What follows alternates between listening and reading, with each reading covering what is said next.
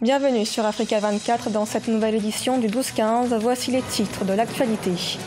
Les hommages à Kofi Annan, décédé le 18 août dernier, se multiplient en Afrique. L'ancien secrétaire général des Nations Unies a marqué les esprits grâce notamment à son rôle dans le maintien de la paix dans le monde.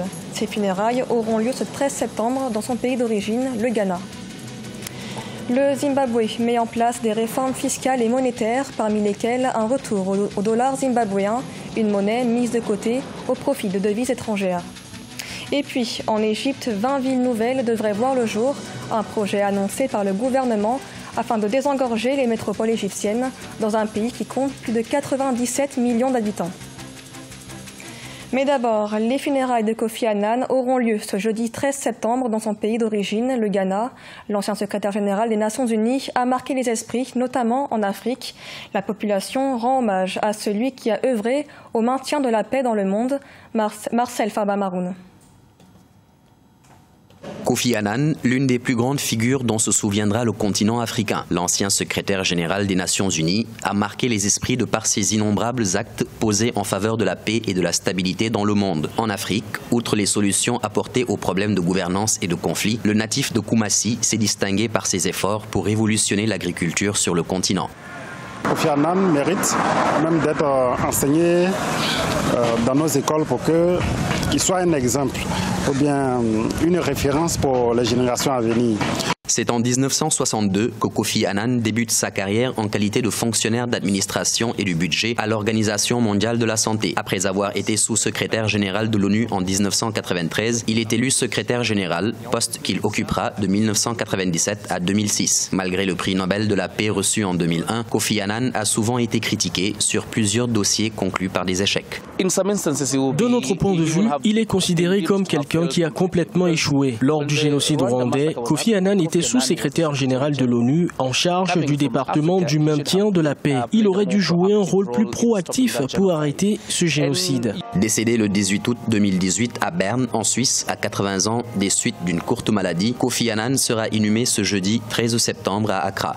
Sa dépouille mortelle est arrivée depuis ce 10 septembre. Les obsèques nationales seront ainsi organisées en faveur de celui qui a su porter haut le flambeau de l'Afrique. Au Zimbabwe, le gouvernement prévoit de relancer le dollar zimbabwéen, une devise abandonnée il y a 10 ans, au profit notamment du dollar américain. Cette réforme monétaire vise notamment à restaurer la confiance des investisseurs dans un pays où la dette publique a atteint 2 milliards de dollars. Les précisions avec Solange Dubois. Entré ce mois de septembre 2018 dans le nouveau gouvernement du président Emmerson Mnangagwa, le ministre des Finances Mthuli Ncube a annoncé d'importantes réformes fiscales et monétaires. Parmi celles-ci notamment, la restauration du dollar zimbabwéen.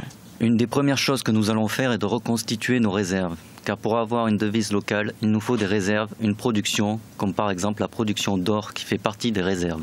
Devise officielle du pays de 1980 à 2009, le dollar du Zimbabwe avait été abandonné au profit des monnaies étrangères. Il avait en effet connu une hyperinflation.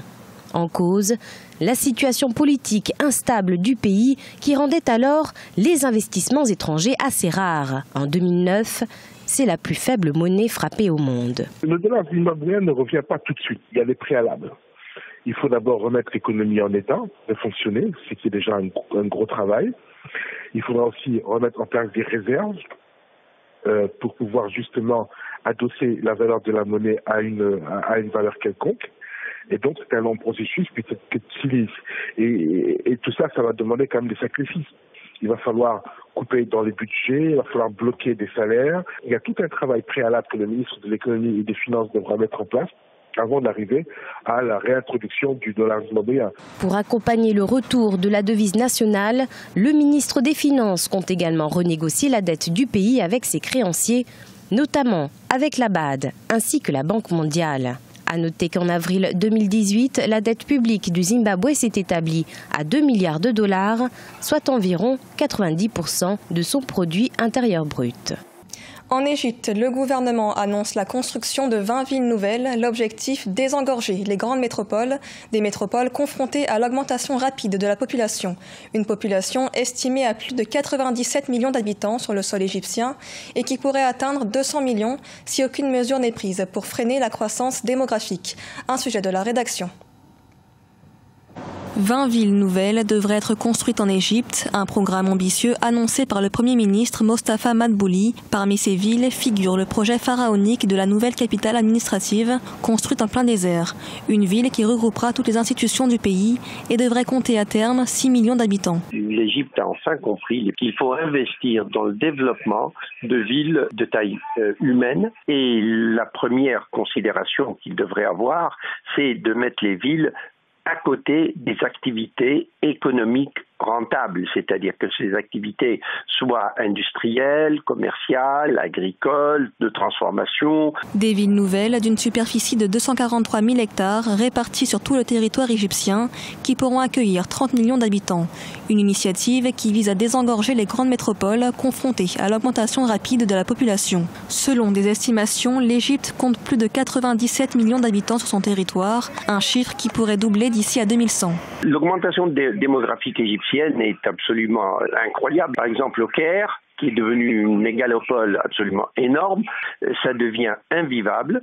Donc il y a une qualité de vie en Égypte qui est devenue intenable étant donné la croissance des mégalopoles qui ne s'est pas faite en même temps que la croissance de l'infrastructure et des services. Selon le gouvernement, ces villes nouvelles devraient améliorer la qualité de vie des Égyptiens dans un pays où 40% des habitants vivent sous le seuil de pauvreté.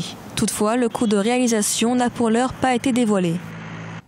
En Côte d'Ivoire, le village d'Abobo Baoulé, au nord-est du pays, est considéré comme un modèle de modernisation. Le développement du village est en effet l'une des priorités de son chef, Claude Djangon Amondji, lauréat 2018 du prix africain de la promotion du développement rural. Reportage de notre correspondant Olive Adjacotan. Rue bitumée, la promotion de la salubrité au quotidien et le règlement pacifique des conflits sont autant d'actions positives à l'actif du 8e chef du village d'Abobo Baoulé, Claude Djangon Amondji. Son village est situé au nord-est d'Abidjan et existe depuis le 19e siècle. Sa modernisation est l'un des piliers de son mandat. C'est vraiment un honneur, avec beaucoup de bonheur, surtout pour la population, parce que c'est ça aussi notre rôle. On ne travaille pas pour soi, mais on travaille pour la population. Il faut croire en soi et se faire confiance. Quand on croit en soi, on se fait confiance. Un Africain, quel qu'il soit, de quel niveau, de quel bord qu'il soit, peut réussir. Fort de 4000 habitants, Abobo Baoulé est devenu un village modèle en Côte d'Ivoire. Ici, la tradition et le modernisme parlent régulièrement le même langage. J'invite le monde entier à venir sur place ici, à Abobo Baoulé, pour témoigner du dossier que nous voulons présenter. Un dossier solide qui montre les réalisations de ce village. Et je pense que les médias, comme vous également, pourront participer pour convaincre le Conseil économique et social de choisir le village Abobo Baoulé comme modèle. Les autorités d'Abobo Baoulé ont déjà mobilisé 1,5 milliard de francs CFA pour la construction d'un bassin d'orage pour l'évacuation des eaux de pluie. Elles veulent également doter le village d'un centre commercial. En rappel, le chef Claude Djangon Amondji a reçu le prix africain 2017-2018 de la promotion du développement rural et de l'intégration des peuples. Les hommages à Kofi Annan se multiplient sur le continent depuis son décès le 18 août dernier. Au Ghana, l'artiste peintre Derrick Ba réalise des portraits qui représentent le rôle politique de l'ancien secrétaire général des Nations Unies au Ghana, son pays d'origine, Cheikh Omar Bandaogo. Pour le seul noir qui a dirigé l'Organisation des Nations Unies, aucun hommage n'est de trop. Et chacun y va selon son domaine de compétence. À travers des tribunes signées ou des discours, la grandeur de Kofi Annan est reconnue. Et aussi du bout d'un pinceau. Kofi Annan est une très bonne référence sur qui les leaders devraient prendre exemple. Il a été très transparent, honnête et pacifique dans le monde et je pense que chaque dirigeant devrait suivre ses pas. Une semaine après le décès de Kofi Annan, Derrick l'avait d'abord peint en utilisant de la peinture en aérosol lors d'un festival de graffiti à Accra. Au-delà de l'hommage artistique, l'artiste s'exprime sur le rôle politique de Kofi Annan dans son pays, le Ghana. Beaucoup de gens disent qu'il n'a rien fait pour le Ghana, mais pour moi, je pense qu'il a servi le Ghana pendant plusieurs années. Il a été directeur du tourisme. Je pense qu'il a défendu la paix et a servi les nations et le monde dans son ensemble. Pour moi, il a fait un travail incroyable pour le monde et c'est ce qui compte. Derrick vit des œuvres commandées qu'il vend aussi sur les médias sociaux. Il a exprimé le souhait de voir l'un de ses portraits reconnus et diffusé pendant toute la durée du calendrier des funérailles d'État de Kofi Annan. Ce journal a été réalisé par l'ensemble de la rédaction. Merci de l'avoir suivi. Dans un instant, retrouvez une nouvelle édition de l'information sur Africa 24.